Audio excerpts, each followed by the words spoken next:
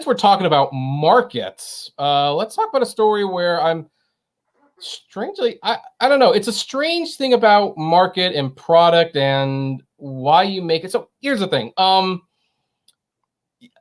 Like, correct me if I'm wrong, Aaron. When you start a business, isn't the primary motivation and the thought process of starting a business is, hey, first of all, I would like to work for myself. That's usually a pretty nice bonus, but you usually have like a product and you believe in that product. You actually like that product usually. And you say, I want to sell this to people and I want to sell it and I want to make a lot of money. Isn't that usually the building blocks of starting a company and creating a product? Mostly. I'd say that's the traditional route to go. That Yeah, when we're talking about traditional, that's there fine. Are other business models. I mean, you got like the Mr. Beast philanthropy model where you make money, give it away to make more money, to give it away, to make more money, to give it away. You know what I'm saying? Like, so, but that's abnormal. That's the exception to the rule. That's not generally what people do it. Right. Now, well, we have what they say kind of an abnormal business model for a company that we're going to talk about. Now, some people might think that this is going to be getting political. I'm really going to try to avoid that because it's just, it's just such a strange thing that came up. But apparently, anti-gun activist David Hogg actually was going to make a pillow company specifically designed to rival Mike Lindell's My Pillow. Now, let me explain who these people are and kind of put this into context because this is weird. So Mike Lindell is the CEO of a company called My Pillow, and he's kind of become famous because he's a huge Trump supporter, donated a lot of money to the Trump campaign. He's probably not liked by a whole lot of people, and then he's also liked by a lot of other people. So that's just kind of how it is. And it's kind of weird because buying a pillow from him meant that you were supporting our side, in their words, and I don't know what that means. It's a pillow. I don't buy a pillow based on what someone's political views are. I buy the pillow if it's comfy. I go to the store, put it up against my head, and it's like, yeah, I could see myself falling asleep to that, and that's why I buy the pillow. Well, David Hogg saw that Mike Lindell was donating this money to Trump, and he and a buddy of his decided to create a pillow company, of which there's nothing to suggest that David Hogg, who was only 20, by the way, knew anything about that business, specifically to fund causes that Mike Lindell doesn't like.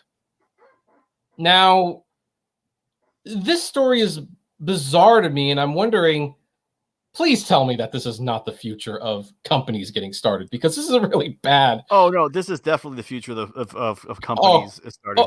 God. I hope not, because here's the thing. Regardless of what you think of Mike Lindell, let me explain how his life worked and why it made infinitely more sense. Because Lindell actually was a drug addict. He was a drug addict, went to jail, and still may be. He might still be. You never know. But based on what he's done in public, I think he might have some stuff up his nose sometimes. He gets a little excited. Maybe, but the bottom line is, for the most, in this regard, I respect him. He had a bad life. He cleaned himself up. He made a product. He became pretty successful at it. And then because he had a product that people liked, and because he was successful at selling it, he decided to donate money to causes that he believed in. Not everyone believed in them, and that's perfectly fine. Once it's your money, you can do whatever you want with it. But the bottom line is that company was started with the intention, like, I have a good product and I want to make money, and he found success in doing so. But now you have some 20-year-old kid coming in basically saying, okay, I don't like how you spend your money that you have earned, by the way. I'm going to make a counter company, to sell the same product you sell, but I'm going to use that money for these causes instead. No, like, how good is the product? Doesn't matter. What's the business model? Doesn't matter.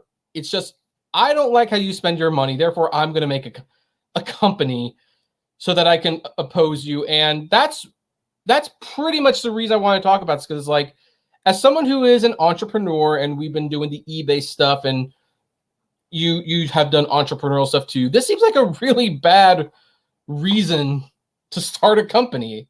So I don't know. First of all, what do you think when you hear this story? So, okay, that's an interesting take on it. And so that's going to change my mind a little bit about what I was going to say about this. Because what you brought up is like a broader, like a philosophical conversation on what you do with money, right? Mhm. So you and I, we're married. We're a little older, right? We're not 20. When you're 20, it's a lot easier to live with less money. I have kids and a house and a mortgage and all that kind of stuff. So if we started a business, it would be to provide for the family. This kid, what he does with his money, he has different goals than us, right? Right. And it wouldn't be the first company that took money and tried to do some good things with it, right? Yeah. Paul Newman was famous for that. Like Newman's own, like the ketchup guy, who's also an Academy Award winning actor, I want to say, like he sold his ketchup and his salad dressings, and the money has always gone to charity. Right. And then, but on the other hand, he had a very high paying job that allowed him the luxury to not worry about that. Right. And then you have Tom's, those the shoe company. For every shoe you buy, they donate a pair of shoes to somebody in need. So there are other examples of it. But what I do like about what he's doing is, if there's a market for conservative thinking people to buy a pillow based on the views of the CEO, well, then there's also going to be a market for left-wing thinking people, right? Yeah. There is no product right now that, as far as pillows go, that is the liberal brand from it. So if you could legitimately make a good pillow product and market it as the anti-right-wing pillow, I think that's a business model I didn't think of. And I'll use this as an example. So my personal political view is that the biggest problem in the United States is money in politics, meaning basically you can give an unlimited amount of money to politicians' campaigns, as long as it's campaign donations, not a direct cash in your hand, right? Which should not be allowed. And I think that is bribery. It's bribery by any other name. You can call it political donation. It's bribery. And so there is a it's called Wolfpack, excuse me, and it's a nonprofit that they go state by state trying to change this, and they've been successful in some states. I think there's 3 or 4 states they've gotten amendments, constitutional amendments passed in those states to outlaw this, right? And one way to support this company is you can buy their coffee. I forget the coffee name.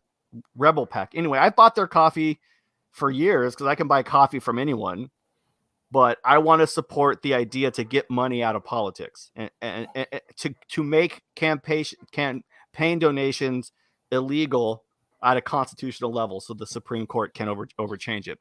Now I know it's a long shot; it may not happen, but I'm going to buy coffee anyway, and their coffee is just as good as anyone else's coffee, in my opinion.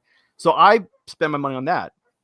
Now, if I'm going to buy a pillow and I am a crazy conservative or a crazy liberal, and there's this apparent pillow war going on online, yeah, maybe I'll buy the Lindell pillow because I support that point of view, or maybe I buy the liberal pillow. Now, I've never thought of buying a product based upon that, but I mean, why not, right?